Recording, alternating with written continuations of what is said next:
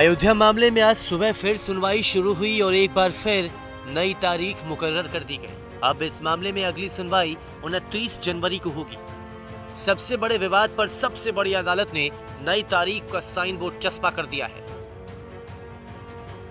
अयोध्या विवाद पर अब 29 जनवरी को सुनवाई होगी। अयोध्या पर सुनवाई से पहले नई बेंच का गठन होगा। नई बेंच में जस्टिस यूयू ललित की जगह नए जज होंगे। 29 जनवरी को ही इस केस की टाइमलाइन तय होगी। राम जन्मभूमि बाबरी मस्जिद भूमि मालिकाना हक विवाद मामले की सुनवाई करने वाली 5 न्यायाधीशों की संविधान पीठ के सदस्य न्यायमूर्ति यूयू ललित ने बृहस्पतिवार को खुद को सुनवाई से अलग कर लिया, जिसके बाद सुप्रीम कोर्ट ने सुनवाई को 29 जनवरी तक के लिए स्थगित कर दिया।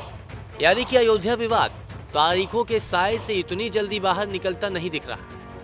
एक नई तारीख के साथ ही फैसले का इंतजार का दायरा बढ़ गया है। ये इंतजार उन लोगों को बेसब्र कर रहा है जो अयोध्या में जल्द से जल्द राम मंदिर की उम्मीद लगाए बैठे हैं।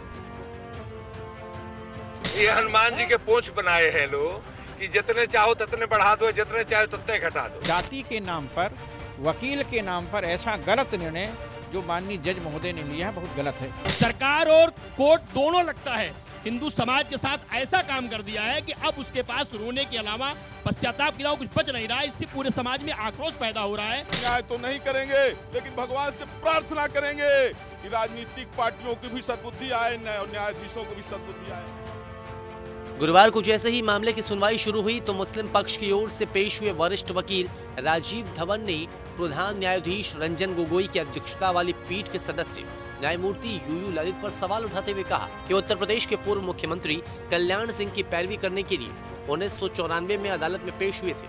हालांकि धवन ने यह भी कहा कि वो न्यायमूर्ति ललित के मामले की सुनवाई से अलग होने की मांग नहीं कर रहे हैं।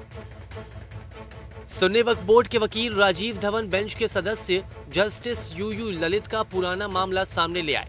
1994 में जस्टिस ललित एक क्रिमिनल केस में कल्याण सिंह के वकील थे। राजीव धवन ने उस वाक्य का जिक्र कर यूयू ललित पर सवाल उठा दिया। दूसरे पक्ष के वकील हरीश साल्वे ने दलील दी कि पुराने केस से इस केस का कोई लेना देना नहीं है, लेकिन जस्टिस यूयू ललित इसके बाद खुद बेंच से हट गए। तो गोगोई को भी हटाया जाए। जब कल्याण सिंह के वकील को हटा दिया गया तो मुख्यमंत्री के बेटे गोगोई को क्यों नहीं हटाया जाता? उनको हटाकर दूध का दूध पानी का पानी किया जाए। मुझे तो ऐसा लगता है कि जानबूझकर इस विषय को टालने के लिए कांग्रेस के लोग लगे हुए हैं। पहले कपिल सिब्बल ने दरखास्त दिया कि इस पर रोक लगाई जाए, और अब राजीव धवन जो सुन्नी वक्फ बोर्ड के वकील हैं, कांग्रेस के नेता रह चुके हैं, उन्होंने आरोप लगाया। मेरा सीधे आरोप है, यदि कल्याण सिंह मुख्यमंत्री के वकील यूयू ललित को हटाया जा सकता है 5 जजों में से, तो आसाम के मुख्यमंत्री गोगोई के बेटे माननीय जज महोदय हैं, उनको क्यों नहीं हटाया जाता? इन सब पर 5 जजों की संविधान पीठ ने 29 जनवरी तक इस मामले को टाल दिया है। कोर्ट ने कहा कि 29 जनवरी तक नई पीठ का गठन कर लिया जाएगा और इसी तारीख तक दस्तावेज के अनुवाद को लेकर जो आपत्तियां हैं उन्हें भी दूर कर लिया जाएगा। ब्यूरो रिपोर्ट, भारत तक।